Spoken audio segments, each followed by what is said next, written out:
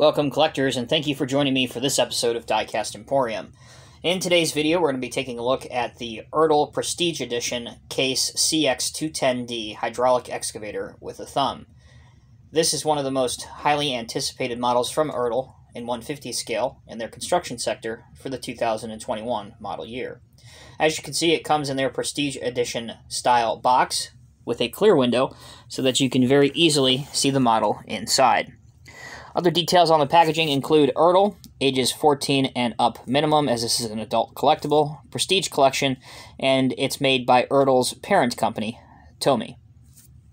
On the back, you can see a picture of the real CX210D at work, and they've even gone as far as to obtain a picture of a CX210D with this style thumb on it. The bottom of the box has your copyright information, including copyright 2021, where the Tomy headquarters is, their customer service telephone number at 1-800-704-8697, and all other relevant copyright information, including that this is a CNI licensed product. Alright, let's begin the full unboxing now. When you unbox this for the first time, unfortunately, this is held between some pretty tightly woven twist ties, so you will have to deal with those. Luckily for everybody's sanity, I have already gone through the trouble of getting those undone. And one of the issues is that they're actually between the tracks and underneath the undercarriage. You're almost as likely to damage the model undoing those as the model would incur in shipping. Suffice to say, it's time for model manufacturers to completely take a look at how they package these models and get rid of these pesky twist ties. Another packing material that's used that you don't see here is some track protection plastic that you can remove, and it's designed to protect the track links from separating. When the model's out of the box, that allows us to start the model review.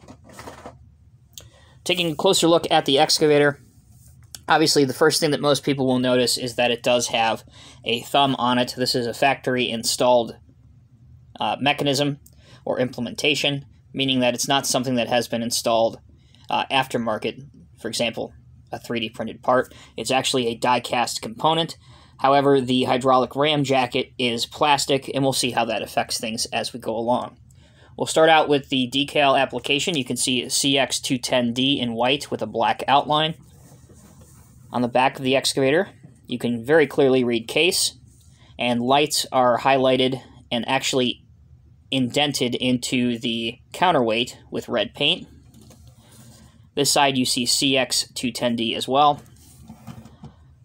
On both sides of the boom, you can read Case. Coming over to here, it's pretty difficult to see. I'll try and angle it, but if you look right here, you can also see the Case Construction logo, which I believe is some sort of a bird or an eagle or something. Other details that are nice on this model include a protection cab guard, not only on the front, but on the top.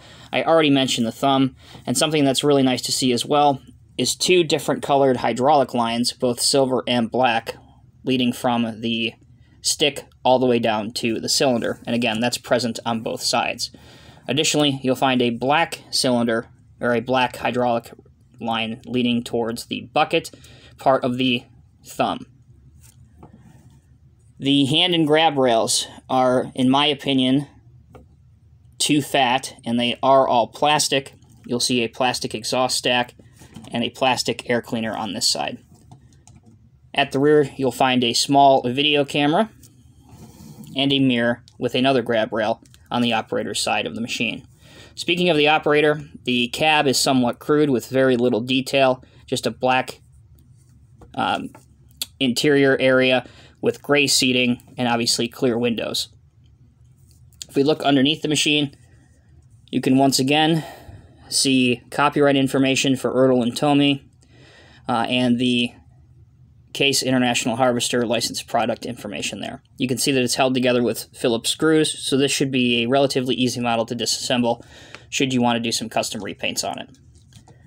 Alright, as you can see, the track links are linked together, and they are extremely susceptible to separating on this model. And I mentioned the plastic protection on the tracks to keep them from separating.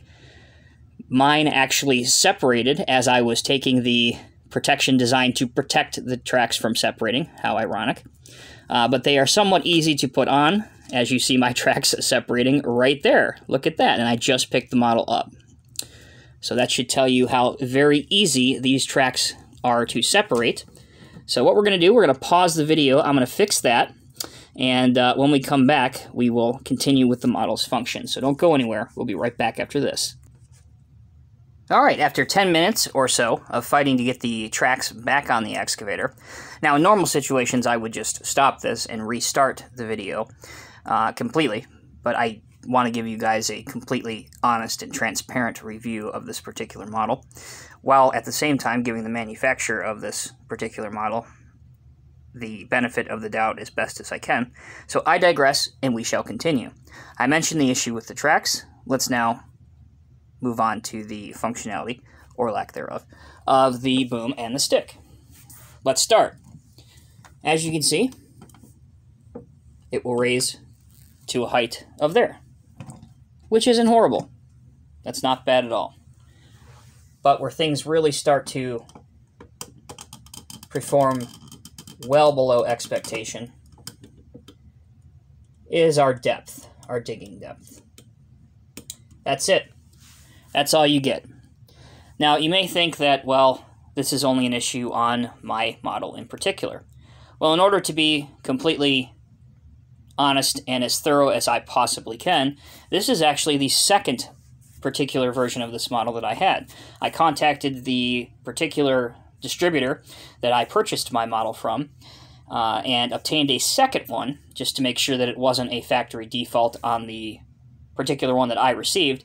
And as we can see, we're 2 for 2. I'm not very good at math, but that's 100%. So at least in my small sample size, it's an issue on both of these. So we can't achieve much of a digging depth whatsoever. And in my opinion, that is partly because the cylinder jacket rams are not only plastic and not strong enough to support the die-cast metal components of the stick and boom, and of course the thumb and bucket, which are all die-cast metal, but they're also two-stage. As you can see right here where my finger is, they split. Here's one part of it, and then the rest of it that goes down. And right at that portion, right here, that begins to deform and flex. And if you were to push down on this anymore, it will literally snap these in half. And the first model that I received, obviously I was very excited, very eager to get it out of the box, put it through its paces like I normally do before I film one of these reviews, and I started going down, and I noticed it immediately that it was starting to bend and deflect, so I stopped. Had I not stopped myself, both of these would have snapped at that line, and it would not have been pretty. So by measure of full disclosure, that's what we're dealing with there. That's why you can't achieve much of a digging depth. So let's go up to here and see if the stick curls in. That's as far as the stick will curl in. So you're not going to achieve much of a transport position mode with the boom tucked in super tight. But if we lower it all the way down, which you can't do, of course, because as you see, you have some sort of stopping mechanism in these cylinders. So that's about as good as you're going to get. So what poses is this machine good for? Well, you can pose it in a yard like that, with the bucket barely touching the ground. You can raise it up to here, have the bucket out like this. Now the thumb will work on this cylinder to some degree. As you can see, this is the full extent that it will go out, and at the other end of things, it will curl up nice and tight to there, so you can pose it in a diorama, perhaps moving some brush around or moving some debris if you're using this in a demolition diorama, which would make sense with the cab guard on it. But honestly, in all other aspects, unfortunately with this model, it's one to leave on the shelf and pass, which is very much a disappointment because this was something I was very excited about. It was great to see a Case Excavator that was affordable, meaning that it was not made by Conrad and it wasn't in the $200 range, but also had metal tracks and a thumb factory installed, and again, most importantly, was affordable so that many collectors of all different ages could afford to add this to their collection. However, unfortunately, the execution on this model with the functionality and the way it was designed is extremely poor, and at the asking price that this is being sold at, unfortunately just is not worth it at all. So I've explained to you the model's shortfalls. I've explained to you what it could be used for. I will leave it up to you to decide and what you think about it. I'm interested in hearing it. Please leave your comments down in the comments section below. Before we sign off, I do want to show you just a couple more poses. We'll show it with a Western Star Diecast Masters dump truck. So let's get him in here. By the way, I'm not showing you how the tracks move because clearly, as soon as I go and move those tracks, they're going to separate into a million pieces, and we don't want that to happen again. But as you can see, it makes a decent-looking pose of loading material into the dump truck, so it would look good doing that. All right, how does it look on a low bed? Let's bring him in here. Now, as I mentioned before, you're not going to be able to achieve a very realistic-looking load due to the shortfall of the stick not being able to come in all the way or go down all the way. But for those that want to see it on a low bed, there you go. As always, I'm Tommy with Diecast Emporium. Thank you all so much for watching and for your support. Until next time, take care and be safe.